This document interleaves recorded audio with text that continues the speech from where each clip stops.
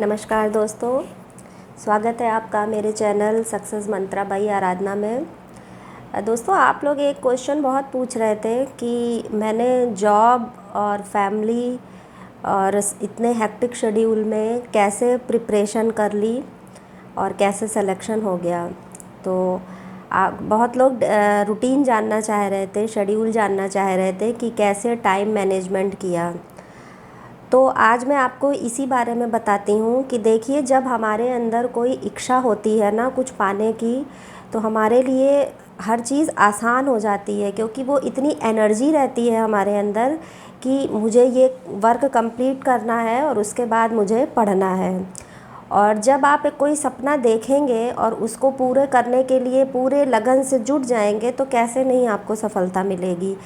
तो सबसे पहले तो मैं ये कहूँगी कि अपने आप को एक्सक्यूज़ देना बंद करिए कि मैं बहुत बिज़ी हूँ, मैं जॉब करती हूँ तो मैं प्रिपरेशन नहीं कर सकती, मेरी शादी हो गई है तो मैं अब पढ़ाई नहीं कर सकती। सबसे ज़्यादा झूठ हम अपने आप से बोलते हैं। वो झूठ बोलना, अपने आप को सेटिस्फाइड करना हमें बंद करना होगा और असलियत से रूबरू होना होगा कि अगर हमको अपना ड्रीम पूरा करना है, अगर हमारा कोई सपना है, तो उसके लिए हम कैसे 100% हमें देना है। तो अब आई बात टाइम मैनेजमेंट की। तो देखिए, 24 घंटे मैं बार बार कहती हूँ कि सबके पास होते हैं। हर किसी को भगवान ने कोई भेदभाव इसमें नहीं किया और सबको 24 घंटे दिए हैं। चाहे वो एक हैंडीकैप्ड पर्सन हो, चाहे बहुत अमीर हो, चाहे गरीब हो, सबको एक बराबर उन्होंने अपॉर्चुनिटी दी है कि उन्होंने 24 घंटे सबको दिए हैं। ऐसा नहीं है कि कोई बहुत रिच है तो उसको 28 घंटे मिल जाते हैं। सिर्फ हमें उन घंटों को कैसे यूटिलाइज़ करना है, ये हमारे ऊपर डिपेंड करता है, और कैसे हम उनको यूज़ करते हैं या मिस यूज़ करते हैं, इसी पर हमारी सक्सेस डिपेंड करती है। तो देखिए, उन 24 सब टाइम मैनेजमेंट इतना ज़रूरी होता है जब भी आपका कोई सपना हो उसको पूरा करने के लिए, कि अगर आप ये कभी मत सोचिए कि जब मेरे पास 3-4 घंटे होंगे तभी मैं पढ़ूँगी, जब मेरे पास सब कुछ अच्छा हो जाएगा, सब कुछ मैनेज हो जाएगा, मेरे अकॉर्डिंग हो जाएगा, तभी मैं प्रिपरेशन स्टार्ट करूँगी, जब मेरे अकॉर्डिंग चीज़ें हो जाएंगी तभी मैं शुरुआत करूँगी। तो देखिए, अपने अकॉर्डिंग चीज़ें कभी होती नहीं हैं, उनको बनाना पड़ता है, टाइम निकालना पड़ता है। सबके पास वही है, कैसे आप उसको मैनेज कर रहे हैं।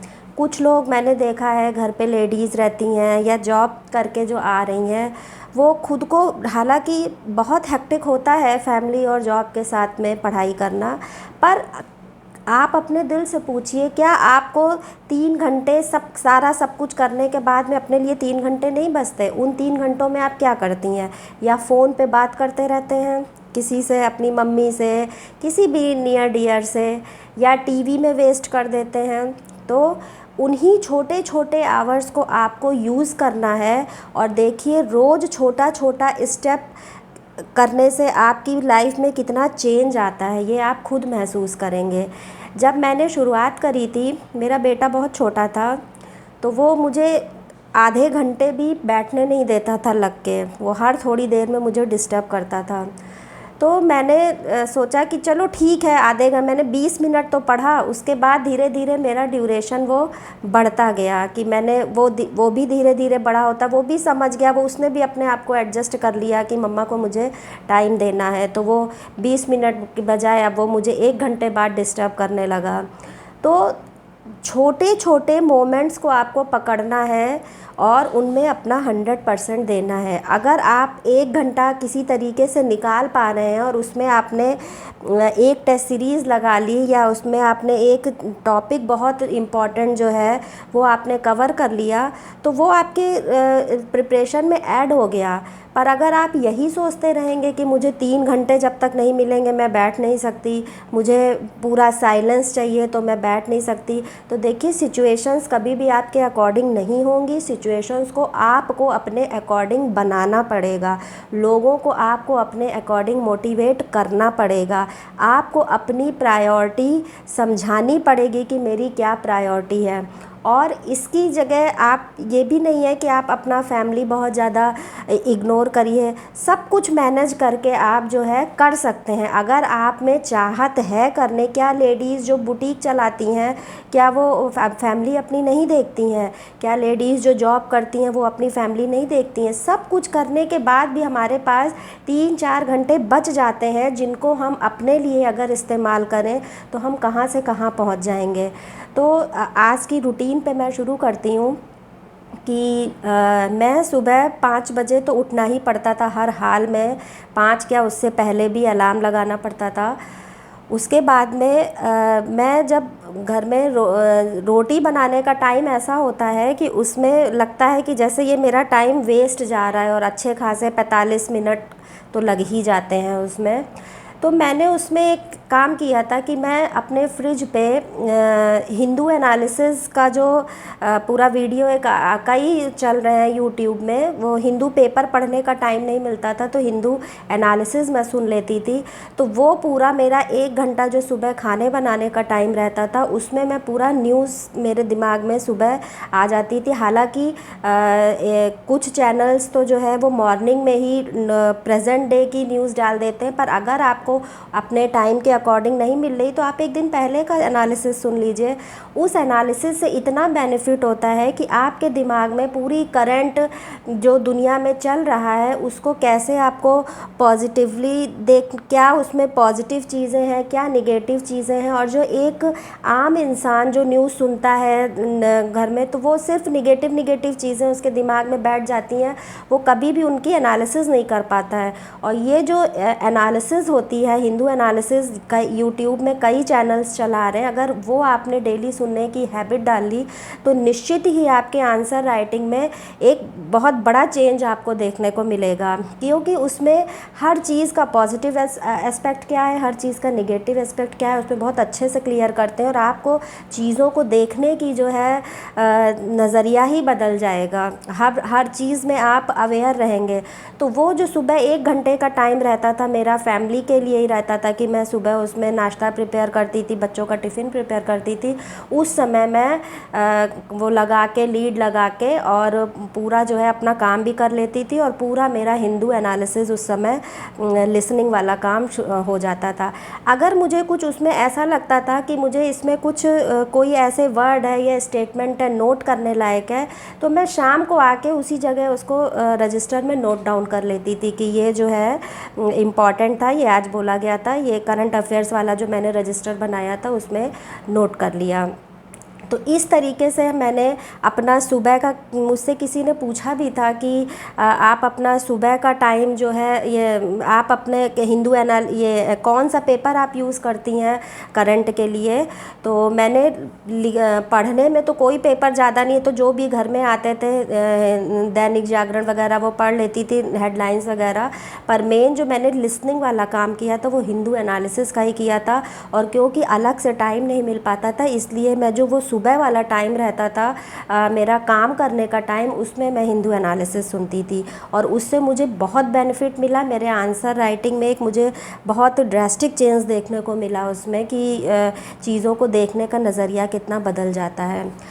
इसके बाद मैं जाती थी जब, तो जो ट्रैवलिंग का टाइम होता था उसमें भी मैं कानों में लीड लगा के जो कई यूट्यूब्स में आते हैं, क्विज़ चलती है या आपको जो भी सुनना है आपको लग रहा है कि ये मेरे लिए बेनिफिशियल है, तो वो मैं जो है लगा के मेरा 1-1.5-2 घंटा उसमें लगा के पास हो जाता था। और मैं, हालांकि जो मेरी फ्रेंड्स रहती थी वो बोलती भी थी कि इनको तो कोई मतलब नहीं रहता है, सब लोग बातें कर रहे हैं और ये जो है अपने में मगन है। तो पर ऐसी बातों को आपको एक्सेप्ट करना पड़ेगा क्योंकि आपको अपने ऊपर फोकस करना है, दुनिया में रहते हुए भी अनजान बने रहना है कि क्योंकि आपके दिमाग में सिर्फ एक ड्रीम चल रहा है कि मुझे अपना ड्रीम पूरा पूरा करना है। तो कैसे आप छोटे छोटे उसमें अपना समय निकाल रहे हैं। तो अब मेरा कम से कम 1 से 2 जो है क्विज़ मैं सुन लेती थी जाते वक्त, और 1 से 2 क्विज़ में, तो यानी डेली में मेरे 3-4 क्विज़, यानी आप समझ लीजिए अगर एक क्विज़ में 30 क्वेश्चंस हैं तो मेरे 120 क्वेश्चंस तो पर डे अपने आप ही सुनने में प्रिपेयर हो रहे हैं, रिवीजन हो रहा है। तो इसमें मैं कहीं पर भी कॉपी पेन लेकर नहीं बैठ रही हूँ, और मेरे दिमाग में सुबह से अभी 10 नहीं बजा है और मुझे इतनी चीज़ें, मैंने हिंदू एनालिसिस सुन ली, मैंने 2 टेस्ट सीरीज़ सुन ली। तो इससे कहने को लगेगा कि इन सब चीज़ों से कोई फ़ायदा नहीं होता है, पर ये सब चीज़ें जब आप टाइम को पकड़ना सीख जाते हैं ना, तो ये बहुत बेनिफिशियल प्रूव होता है आपके लिए। उसके बाद में जो मेरा जॉब था अपना, मैंने उसको पूरा डिवोशन से पढ़ाया। ये नहीं है कि उसमें कहीं पर मैं कहीं ज़रा सा भी कोताही बरतती थी, उसमें भी मैं अपना 100% देने की कोशिश करती थी। उसके बाद घर पहुंची 5 साढ़े 5 बजे, क्योंकि काफ़ी डिस्टेंस था वर्क प्लेस मेरा, तो रेस्ट भी चाहिए। रेस्ट मैंने कभी भी बहुत ज़्यादा टाइम नहीं, कि जैसे मैंने कुछ लोगों को देखा है कि वो सोते हैं तो वो 2.5-3 घंटा सोते ही चले जाते हैं। मुझे बस एक स्नैप वो चाहिए रहती थी कि हल्की सी झपकी आई और मैं फ़्रेश हो जाती हूँ। तो बस वो मैं लेती थी। और मैं बता दूं डाइट में कि मैंने कभी भी चावल दोपहर में नहीं खाया, क्योंकि चावल खाने से बहुत नींद आती है। मैं बहुत लिमिटेड खाना खाती थी कि मुझे नींद पे मेरा कंट्रोल रहे। तो बस उतनी देर रेस्ट करना कि आपको बॉडी को रेस्ट मिल जाए। और उसके बाद में 6 बजे के लगभग मैं चाय वाय पी के अपना बच्चों को भी उनको क्या मैनेज करना है, कैसे पढ़ाना है बता देती थी, और वो भी पढ़ते थे और मैं भी पढ़ती थी। हम लोग सब लोग साथ में पढ़ाई करते थे। तो उनकी भी बैठने की आदत, और मैं बोलती थी कि जब तक मैं नहीं उठूँगी तुम लोग नहीं उठोगे, तो वो लोग भी तो ये 6 से समझ लीजिए 8 साढ़े 8 9 तक ये शेड्यूल रहता था कि हम लोग मिल के पढ़ते थे। उनको भी जो बीच में दिक्कत हो रही है, मैं उनकी भी प्रॉब्लम सॉर्ट आउट करती थी, और अपना मैं कंटिन्यूटी जो भी मुझे पढ़ना है मैं उसमें पढ़ती थी। उसके बाद भाई घर का भी देखना है, तो 9 बजे के लगभग मैं उठ के जो भी घर में खाना पीना मैनेज करना है, सुबह की तैयारी करनी है, सब करके 1 घंटे में मेरा ये सब हो जाता था। मैं काम बहुत फास्ट करती थी कि थोड़ा दिमाग लगाती थी क्या क्या करूं जो बहुत जल्दी सब कुछ प्रिपेयर हो जाए। और ये नहीं है कि खिचड़ी ही डाल दी, बनता सब कुछ है, पर फिर भी एक बनाने की टेक्निक है कि मुझे सब लोग कहते थे कि मेरा काम नहीं हो पाता, तुम सब कुछ जो है फिनिश कर लेती हो। तो ये थोड़ा सा आपको, क्योंकि आपके दिमाग में दूसरा कुछ चल रहा है कि मुझे जो है अपना टास्क हमारा दूसरा है, ये टास्क तो बस ऐवे ही चलना है। तो इसको पूरा कर लिया हो गया। उसके बाद मैं सुबह की प्रिपरेशन भी दिमाग में रहती थी। 10 बजे हम लोग फिर से बैठ जाते थे एक बार पढ़ाई के लिए। 10 से 12 तक मैं फिर कंटिन्यूअस देती थी। उसमें जैसे नींद भी आने लगती थी, उस समय मैं कुछ ऐसा काम रखती थी कि जो जिससे नींद भागे, कि उस समय टेस्ट सीरीज़ लगाने वाला काम। मैं आपको बार बार कहती हूँ, मैंने टेस्ट सीरीज़ बहुत करी है, कि जितनी ज़्यादा से ज़्यादा टेस्ट सीरीज़ आप सॉल्व करेंगे, प्री के लिए मैं बता रही हूँ, और मेंस के लिए जितना ज़्यादा से ज़्यादा आंसर राइटिंग करेंगे, बस वही बेनिफिशियल है। आप थ्योरी चाहे जितनी पढ़ लीजिए, जब तक आपकी आंसर राइटिंग प्रैक्टिस नहीं होगी, आपको टेस्ट सीरीज़ नहीं कि कैसे टाइम मैनेज करना नहीं आएगा, तब तक कुछ भी नहीं होने वाला है। तो इसको अपने स्टडीज़ में एकदम शामिल कर लीजिए। और जब कोई छुट्टी हो जाती थी तो वो तो मेरे लिए और अच्छा हो जाता था कि अगर कल छुट्टी है तो आज मेरे पास पूरी रात रहती थी पढ़ने के लिए। मैं थोड़ी 12-12 बजे अगर सो भी गई, मुझे नींद कम आने की थोड़ी दिक्कत है, मैं 2:30-3 बजे उठ जाती थी। 3 से 5 साढ़े 5 6 तब जो भी पढ़ लिया, उसके बाद फिर सो जाती थी दूसरे दिन, क्योंकि छुट्टी है। तो फिर अपना 6 से अगर 9 बजे तक भी आप सो ले रहे हैं तो नींद पूरी हो जाती है। और दूसरे दिन अगर संडे है तो आपका काफ़ी टाइम है, जल्दी जल्दी मैनेज कर लीजिए घर का वर्क, जो भी संडे को और भी वर्क होते हैं सब मैनेज करके। अगर आप 1 बजे भी पढ़ने बैठ जा रहे हैं तो आपके पास 4-5 बजे तक काफ़ी। तो मैं जो मुझे टाइम कम मिल पाता था डेली रूटीन में, वो मैं छुट्टियों में मैनेज कर लेती थी। तो मैं बस यही कहना चाहती हूँ कि अगर आप बहाने बनाते रहेंगे कि मैं वर्किंग हूँ, मेरे घर में माहौल ऐसा नहीं है, तो देखिए माहौल बनाना पड़ता है, बहुत कुछ मैनेज करना पड़ता है, बहुत सारे लोगों को मोटिवेट करना पड़ता है। और जब ये सब लोग ये चीज़ समझ जाते हैं कि इन इनके ऊपर मेरी किसी बात का फ़र्क नहीं पड़ने वाला है, क्योंकि इनका तो फिर वो लोग भी धीरे धीरे डीमोटिवेट हो जाते हैं। आपको डीमोटिवेट करने के चक्कर में डीमोटिवेट वो हो जाते हैं।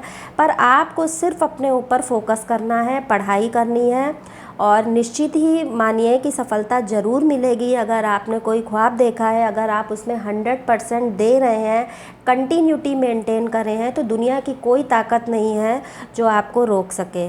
देखिए, सिलेक्शन हमेशा, कंपटीशन जो होता है वो हमेशा 15-20 हज़ार लोगों के बीच में होता है। फॉर्म चाहे जितने लोग भरें, मान लीजिए 6 लाख लोग फॉर्म भर रहे हैं, तो उसमें 50% तो ऐसे ही भरते हैं, ये मान के चलिए 3 लाख बचे। उसमें से भी 50% ऐसे होते हैं जो पढ़ते नहीं हैं, जो सीरियस नहीं होते। तो सीरियस कैंडिडेट जिनमें आपको कंपटीशन करना है, वो 15 से 20 हज़ार ही रहते हैं। तो बस उनको कॉम्पीट करने के लिए आपको अपना हर एक पल इस्तेमाल करना है।